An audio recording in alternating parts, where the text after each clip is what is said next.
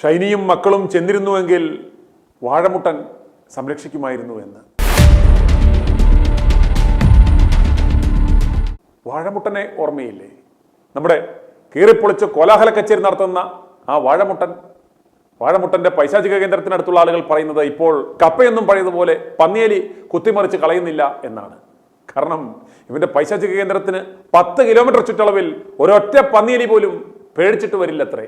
കാരണം അമ്മാതിരി അമർച്ചയാണ് വാഴമുട്ടൻ അവിടെ കിടന്ന് അമർന്നത്.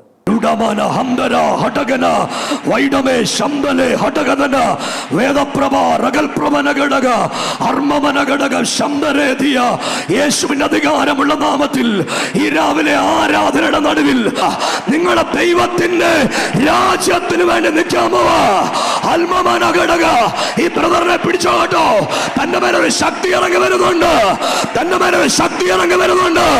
യേശുവിന്റെ നാമത്തിൽ നീ ആളുമാറുക. എല്ലാരും കൂടെ കരമടിച്ച് ഉറക്കെ യേശുവേ എന്ന് വിളിച്ച്. ഷൈനിയും കുഞ്ഞുങ്ങളും മരിച്ചു കഴിഞ്ഞപ്പോൾ പൈശാചികൻ വാഴമുട്ടൻ നടത്തിയ ഒരു പ്രസംഗം കാണുക. ആദ്യം കിട്ടിയ ചാൻസിന് കുറുവാസനത്തിന് ഒരു കുത്തു കൊടുക്കുന്നു. പിന്നെ പറഞ്ഞത് കേൾക്കുക.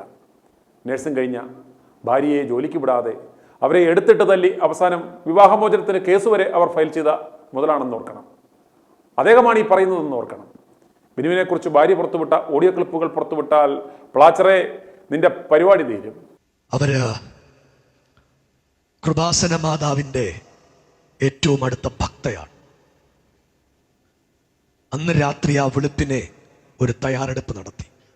തയ്യാറെടുപ്പ് ഇങ്ങനെയാണ്: തൻ്റെ മാല, തൻ്റെ കയ്യിലുണ്ടായിരുന്ന വള, ഒരു മോതിരം, ഇതെല്ലാം കൃപാസന മാതാവിൻ്റെ പുസ്തകത്തിനകത്ത് തിരികെ വെച്ചു. ഒരു CCTV ദൃശ്യം ഇപ്പോഴും എൻ്റെ മനസ്സിൽ നിന്ന് പോയിട്ടില്ല. ആ ചെറിയ കുഞ്ഞ് പോകാൻ മടിക്കുകയാണ് മരണത്തിലേക്ക്. എലോഹീം ചെയ്യാൻ തുടങ്ങുന്ന ഒരു കാര്യം ഇതാണ്: നിങ്ങളുടെ ജീവിതം അവസാനിപ്പിക്കണ്ട, ഞങ്ങൾ കഴിക്കുന്ന ആഹാരം നിങ്ങൾക്ക് തരും. എനിക്കൊരു വീടുണ്ട്, ഞങ്ങൾക്കൊരു സ്നേഹത്തണലുണ്ട്. നിങ്ങൾ ആരും മരിക്കണ്ട. ആരും നോക്കിയില്ലെങ്കിലും ആരപമാനിച്ചാലും അപമാനം കേൾക്കാൻ ഞാൻ റെഡിയാ. നിങ്ങൾക്ക് ധൈര്യസമേതം വരാം ഞങ്ങളുടെ അടുത്ത്. 2 കൈയും നീട്ടി എലോഹീമോ ഞങ്ങളുടെ കർത്തൃദാസന്മാരും ഞങ്ങളും ഒരുമിച്ച് കേരളമേ നിങ്ങളെ നോക്കും. നിങ്ങളെ ഒരു പണവും ഞങ്ങൾക്ക് വേണ്ട. എനിക്ക് നിങ്ങൾക്കൊരു വലിയ ജോലി തരാൻ പറ്റുമോ എന്നറിയില്ല, പക്ഷേ ഇവിടുത്തെ സ്റ്റാഫിന് കൊടുക്കുന്ന ഒരു ചെറിയ ശമ്പളം നിങ്ങൾക്ക് തരാം. നിങ്ങളെ മക്കളെ ആരും പഠിപ്പിച്ചില്ലെങ്കിലും ഞങ്ങൾ പഠിപ്പിക്കും. കേരളമേ, 24 മണിക്കൂറും എടുക്കുന്ന ഒരു ഫോൺ കോൾ ഞങ്ങൾ 2 ഫോൺ നമ്പർ ഹെൽപ്പ് ഡെസ്കിൽ ഇടാൻ പോകുക. ആ നമ്പർ 24 മണിക്കൂറും ഞങ്ങൾ എടുത്തിരിക്കും. നിങ്ങൾ ആത്മഹത്യ ചെയ്യുന്നതിന്, നിങ്ങൾ മരിക്കാൻ തുടങ്ങുന്നതിന് 1 മിനിറ്റ് മുൻപ് ഞങ്ങളെ വിളിച്ചിട്ടേ മരിക്കാവൂ. നിങ്ങൾ മരിക്കാൻ വേണ്ടി പോകുന്നതിന് മുമ്പ് ഞങ്ങളെ വിളിക്കണം. നിങ്ങളെ ഞങ്ങൾ സംരക്ഷിക്കും. നിങ്ങളുടെ കുടുംബത്തെ ഞങ്ങൾ സംരക്ഷിക്കും. നിങ്ങളുടെ കുഞ്ഞുങ്ങളെ ഞങ്ങൾ സംരക്ഷിക്കും. കേരളമേ, ഭാരതമേ, 24 മണിക്കൂറും ഫോൺ എടുക്കുന്ന ഒരു ഹെൽപ്പ് ലൈൻ നമ്പർ ഞങ്ങളുടേതുണ്ടാകും. ഇതുപോലെ ഒരു ആശാകേന്ദ്രം ഉണ്ടെങ്കിൽ ഷൈനി മരിക്കുമായിരുന്നു. ഒരു നല്ല വാക്ക് പറയാൻ ഒരു പാതിരി ഉണ്ടെങ്കിൽ മരിക്കുമായിരുന്നു? ഇല്ല. ഇതുപോലൊരു നല്ല കർത്തൃദാസൻ പറഞ്ഞാൽ മരിക്കുമായിരുന്നു ഷൈനി? ഇല്ല. നിങ്ങളോട് പറയാം, മരിക്കരുത്. പൊന്നോമന മക്കളെ കൊല്ലരുത്. നിങ്ങൾ കൊല്ലുന്നതിന് മുൻപ് 1 മിനിറ്റ് ഞങ്ങളെ വിളിക്കണം.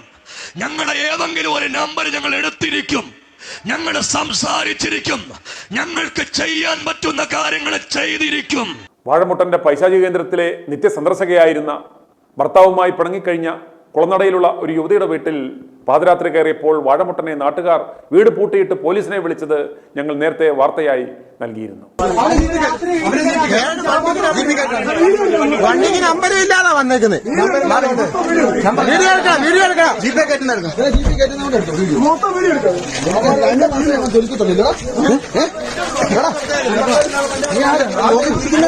അവൻ ചിരിക്കുന്ന നമ്പർ എടുക്കണം, വീഡിയോ എടുക്കും. അവനെ ഒന്നും ചെയ്യാത്തവന് പിന്നെന്തിനാ ജീപ്പേക്ക്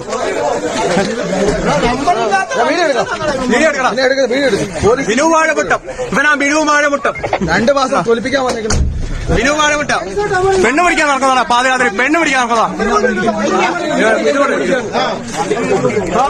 വണ്ടി പോകുന്നില്ല, വണ്ടി അങ്ങനെ രക്ഷപ്പെടാൻ നോക്കണ്ട. ഇത് മുമ്പൊരു വിശേഷം കൊണ്ടു ആ വണ്ടി നമ്മൾ കസ്റ്റഡിയിലുണ്ട്. പിന്നെ നോക്കിയിട്ട് അതിന്റെ എഞ്ചിൻ നമ്പറൂടെ വാഴമുട്ടന്റെ പൈശാചിക കേന്ദ്രത്തിൽ പോയപ്പോൾ കൗൺസിലിംഗിനായി നിന്നപ്പോൾ ചില അരുതാത്ത കാഴ്ചകൾ കാണുകയും അതിനെ തുടർന്ന് അവിടേക്കുള്ള പോക്കും മതിയാക്കിയ ഏലിയമ്മ എന്ന വീട്ടമ്മ ഈ വാഴമുട്ടന്റെ പുതിയ വീഡിയോ കണ്ടപ്പോൾ ഞങ്ങളെ വിളിച്ചത് കേൾക്കുക. വാഴമുട്ട എന്താ വിനുവിന്റെ ഇന്ന് അവൻ പിന്നെ ഇതിനകത്ത് പറയുക ആ 2 പെൺപിള്ളാരെ കൊണ്ട് അവർ അവിടെ പോയി ചാവുണ്ടായിരുന്നല്ലേ. എന്നോടൊന്നും വിളിച്ചിരുന്നെങ്കിൽ ഞാൻ ഇവിടെ എന്റെ വീട് കൊടുത്ത് ഞാൻ അവർക്ക് പണം കൊടുത്ത് ആ പിള്ളേരെ ഞാൻ പഠിപ്പിച്ചെടുത്തേനെ. അത് അതോളം ഈ പുത്തൻ വീട് ഒരു പെണ്ണിന്റെ ഭർത്താവ് മരിച്ച അവൻ കൊന്നതാ. അവനെ അവിടെ കൊണ്ടുപോയി ഉപവാസ പ്രാർത്ഥന ഇരുത്തി അവനെ ആ ചെറുക്കൻ ആഹാരം കൊടുക്കാതെ അവനെ കൊന്നതാ.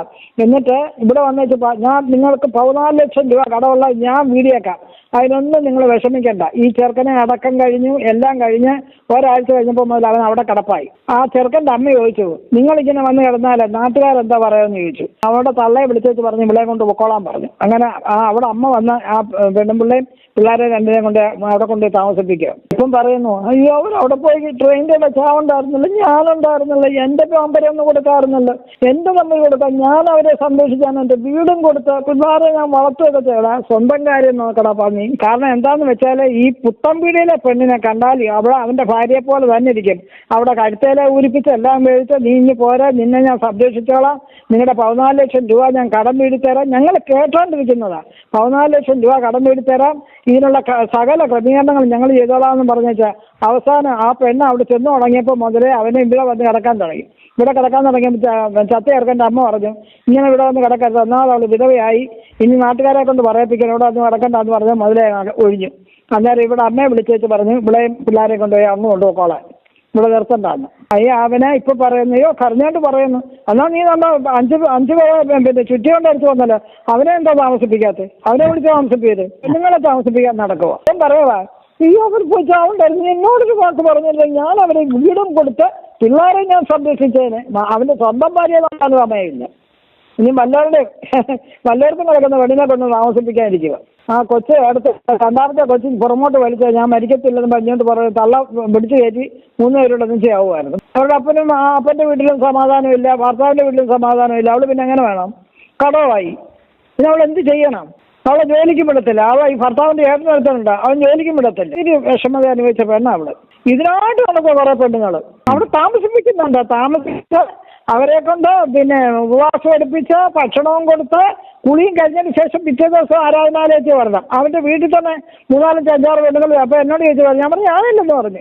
ഈ പരിപാടിക്കൊന്നും ഞാനില്ല, വീട് വിട്ട് എന്റെ വീട് വിട്ട് വന്ന് ഒരിടത്തും പോയി താമസിച്ചേക്ക് ഉപവാസം ഒന്നും എടുക്കണ്ടെന്ന് പറഞ്ഞു. പെണ്ണുങ്ങളെ എല്ലാം കൂടി താമസിപ്പിച്ച് പെണ്ണുങ്ങളെ മാത്രം ഉപവാസം എടുപ്പിച്ച് പ്രാർത്ഥിക്കാനുള്ള വഴി കൊടുക്കുക, അവർക്ക് ഭക്ഷണം കൊടുക്കുക. അത് കഴിഞ്ഞ് കുളി കഴിഞ്ഞിട്ട് പിന്നെ രാത്രിയിലത്തെ സംഭവം എന്താണെന്ന് എനിക്കറിയത്തില്ല. ഇഷ്ടം പോലെ അല്ലേ പെണ്ണുങ്ങൾ ചെന്ന് കയറുന്നത്, ഇഷ്ടം പോലെ ആരും വിശ്വസിക്കത്തില്ല. ഇപ്പൊ അവൻ ആ ഒരു താമസം പറഞ്ഞു. ഞാനിപ്പോ ഇവിടെ കൊണ്ടുവന്നിരുന്ന ആൾക്കാർ പലരും പറഞ്ഞു, എന്നാലും ഞാൻ സഹിച്ചേനെ, വീടും കൊടുത്ത് ഞാൻ പഠിപ്പിച്ചേനെ, എന്നെ ഒന്ന് പരിചയപ്പെടുത്തണ്ടായിരുന്നു എന്ന്. ഇവരുടെ സൈഡ് പറഞ്ഞ 2-3 പെണ്ണുങ്ങളുണ്ട്. ആ പെണ്ണുങ്ങൾ പറയാൻ ഞങ്ങളകത്ത് കയറ്റത്തില്ല. അത് കഥകളും കട്ടില്ല, കഥകൾ കട്ടില്ല. അവിടെ ഒരാളുണ്ട് ആരാന്ന് നമുക്കറിയത്തില്ലല്ലോ. ഒടുവിൽ എള്ളി കയറിയപ്പോൾ ഈ 18 വയസ്സുള്ള പെണ്ണ് ബാത്റൂമിൽ ഇറങ്ങി വരുന്നു. അവനവിടെ കുത്തിയിരിക്കുന്നു. പ്രാർത്ഥിപ്പിക്കും, എല്ലാം പ്രാർത്ഥിപ്പിക്കും. അന്യഭാഷ കിട്ടിയിട്ടുണ്ട്, അവന് അത് കിട്ടിയിട്ടുണ്ട്, എല്ലാം കിട്ടിയിട്ടുണ്ട്. ജീവിക്കുവാൻ മാർഗമില്ലാതെ ബുദ്ധിമുട്ടുന്ന ആർക്കും ആത്മഹത്യ ചെയ്യണമെന്ന തോന്നലുണ്ടാകുമ്പോൾ അപ്പോൾ തന്നെ വിളിക്കാം എന്ന് പറഞ്ഞ് 3 നമ്പർ വാഴമുട്ടൻ കൊടുത്തിരുന്നു. അതിൽ ആദ്യ നമ്പറിൽ ഞാനൊരു ആശാവർക്കറാണെന്നും പറഞ്ഞ് ഞങ്ങളുടെ നാട്ടിൽ സമാന സ്ഥിതിയിലുള്ള കുറെ പേരുണ്ടെന്നും അവരുമായി ഞാൻ അങ്ങോട്ട് വരികയാണെന്നും പറഞ്ഞ് വിളിച്ചത് കേൾക്കുക. ആദ്യ നമ്പറിൽ വിളിച്ചപ്പോൾ കിട്ടിയ പ്രതികരണം കേൾക്കുക. ഇപ്പം പാസ്റ്റർ ഒരു പ്രസംഗം കേട്ടിരുന്നേ, അന്നേരം അതുപോലെ ബുദ്ധിമുട്ടുള്ള ഒരു 10-25 പേരുണ്ടായിരുന്നു. അങ്ങനെ അവരെ കൊണ്ടുവരാൻ പറ്റുമോ എന്ന് അറിയാൻ വേണ്ടിയിരുന്നു. സന്നദ്ധ പ്രവർത്തനാണേ. ഇനി ഞാൻ അടുത്ത ഹെൽപ്പ് ലൈൻ നമ്പറിൽ വിളിച്ചപ്പോൾ ലഭിച്ച മറുപടി കേൾക്കുക. ഹലോ, പ്രൈസ് ലോട്ട്. ഞാൻ കൊല്ലത്തിൽ നിന്നായിരുന്നു വിളിക്കുന്നേ. സഹോദരി, പാസ്റ്ററുടെ ഒരു വീഡിയോ കണ്ടിരുന്നേ. ഇല്ല. ഇപ്പം ഞങ്ങൾ ലൈവിൽ അദ്ദേഹത്തിൻ്റെ ഒരു പരിപാടി കണ്ടിരുന്നു. പറഞ്ഞാട്ടെ, വിഷയം പറഞ്ഞാട്ടെ. അന്നേരം ഞാനൊരു സാമൂഹിക പ്രവർത്തകയാണ്, ഞാൻ ഒരു ആശാ വർക്കറാണേ. അന്നേരം ഞങ്ങളുടെയും അടുത്തും ഇതുപോലെ ഒരു എൻ്റെ മേഖലയിൽ ഒരു 10-25 സഹോദരിമാരുണ്ട് ഇതുപോലെ ഭയങ്കരമായിട്ട് ബുദ്ധിമുട്ട്. അന്നേരം പാസ്റ്ററുടെ ആ പ്രസംഗം കണ്ടിരുന്നു. അന്നേരം ഞങ്ങൾക്ക് വളരെ സന്തോഷം. എങ്ങനെ ഞങ്ങൾ ഒരു 25 സഹോദരിമാരെ അവിടേക്ക് കൊണ്ടുവന്നാൽ നമുക്ക് അവരെ നോക്കാൻ പറ്റുമോ? അവർക്ക് എല്ലാവർക്കും 2-3 പിള്ളേർ വീതമൊക്കെ ഉണ്ടേ. അന്നേരം നമുക്ക് അവിടെ നിർത്തി പഠിപ്പിക്കാനൂടെ പറ്റുമോ എന്നറിയാൻ വേണ്ടിയായിരുന്നു വിളിച്ചത്.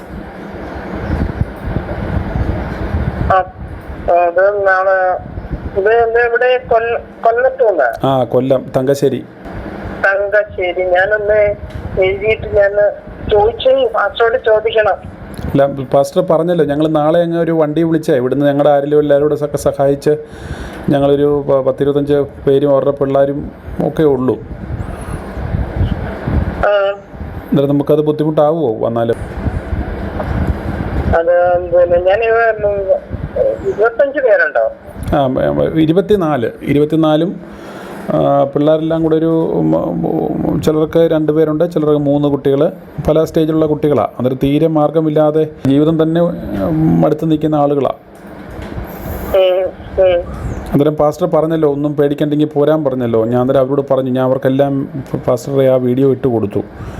അവർക്കെല്ലാം ഭയങ്കര സന്തോഷവും സമാധാനവും ഒക്കെ ആയി. അവരെല്ലാം പല ഈ 2-3 എല്ലാ ജാതി മതത്തിലുള്ള ആളുകളും ഉണ്ട്. കൊല്ലത്തെ ആശാ വർക്കർ അല്ലേ? അതെ അതെ.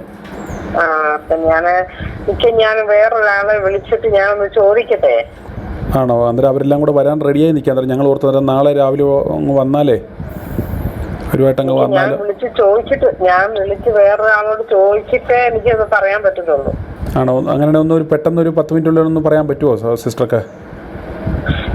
ഞാൻ വിളിച്ചിട്ട് ഞാൻ പറയാം. ഒന്ന് വേഗം വിളിക്കണേ. കാരണം അവർ എല്ലാം ഞങ്ങളെല്ലാം ക്രമീകരണം എല്ലാം ചെയ്ത് വെച്ചേക്കുമായിരുന്നേ വരാൻ വേണ്ടിയേ.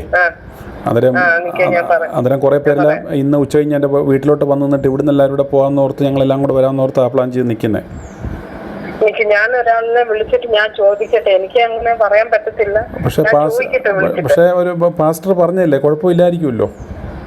പാസ്റ്റർ പറഞ്ഞല്ലേ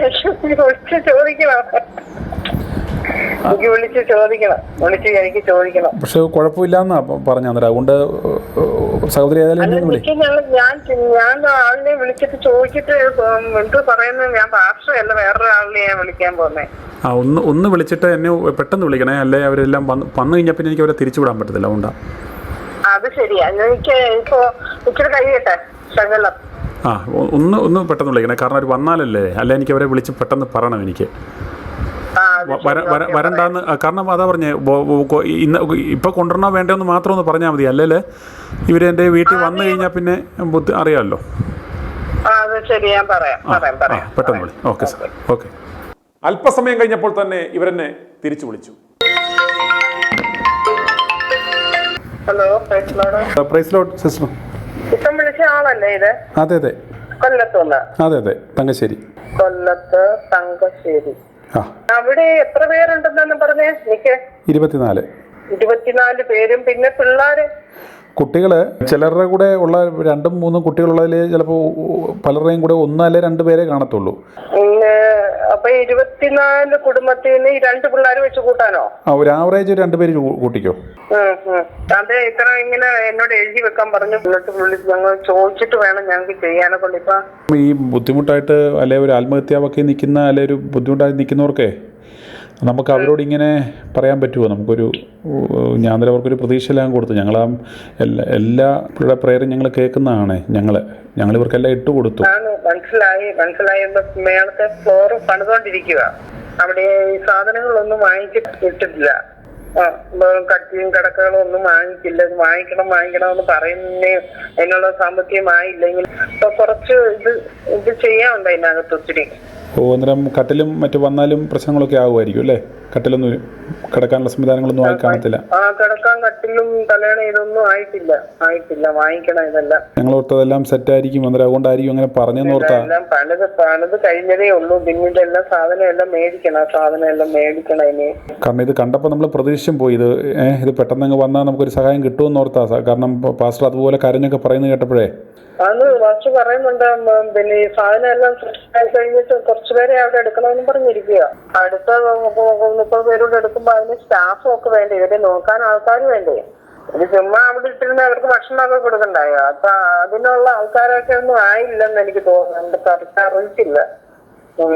കാരണം എന്നാലും അദ്ദേഹം അങ്ങനെ കരഞ്ഞൊക്കെ പറയുന്നത് കേട്ടപ്പോഴേ അന്നേരം ഇവരെല്ലാം വളരെ പ്രതീക്ഷിച്ചു പോയി. അന്നേരം ഞങ്ങൾ ഓർത്തന്നേരം അത് റെഡി ആയിരിക്കും, ഇങ്ങനെ ഓടിപ്പോരെ, എന്തെങ്കിലും പ്രശ്നം. ഹെൽപ്പ് ലൈൻ നമ്പർ കണ്ടിട്ടാണ് ഞങ്ങൾ വിളിക്കുന്നത്. ആ ഹെൽപ്പ് ലൈൻ നമ്പറൊക്കെ കൊടുത്തപ്പോൾ ഞങ്ങൾ ഓർത്തു ഒരു സഹായം കിട്ടുമെന്ന് ഓർത്തായിരുന്നു വിളിച്ചത്.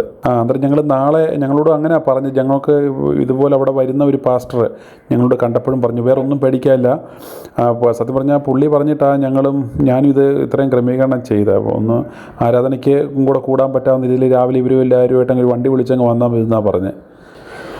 അന്നേരം ഞാനാണെങ്കിൽ അവിടെ തങ്കശ്ശേരിയിൽ നിന്ന് നമുക്കറിയാവുന്ന 3 ടെമ്പോ ട്രാവലറെ എല്ലാവരും കൂടി രാവിലെ അങ്ങ് ആരാധനയ്ക്കും കൂടി അവരെ അവിടെ നിർത്തിയിട്ട് പോരാന്ന് ഓർത്ത രീതിയിലാണ് ഞങ്ങളെല്ലാം ഇരുന്നത്. ബിനു പാസ്റ്ററുമായിട്ട് നേരിട്ടൊന്ന് സംസാരിക്കാൻ പറ്റുമോ? ഒന്ന് കിട്ടുന്നില്ല. സഹോദരിയുടെ പേരെന്താ? Prayer line. ഓക്കെ സഹോദരി, താങ്ക് യു. ഓക്കെ. സഹോദരങ്ങളെ, വാഴമുട്ടൻ ഈ പേരിൽ ഓടി നടന്ന് പിരിവ് നടത്തുകയാണ് എന്നാണ് വിവരം. i2i News, an eye for truth. i2i News subscribe ചെയ്തിട്ടില്ലാത്തവർ ഇപ്പോൾ തന്നെ സബ്സ്ക്രൈബ് ചെയ്യുക. നോട്ടിഫിക്കേഷൻ ലഭിക്കുവാൻ ബെൽ ബട്ടണും അമർത്തുക.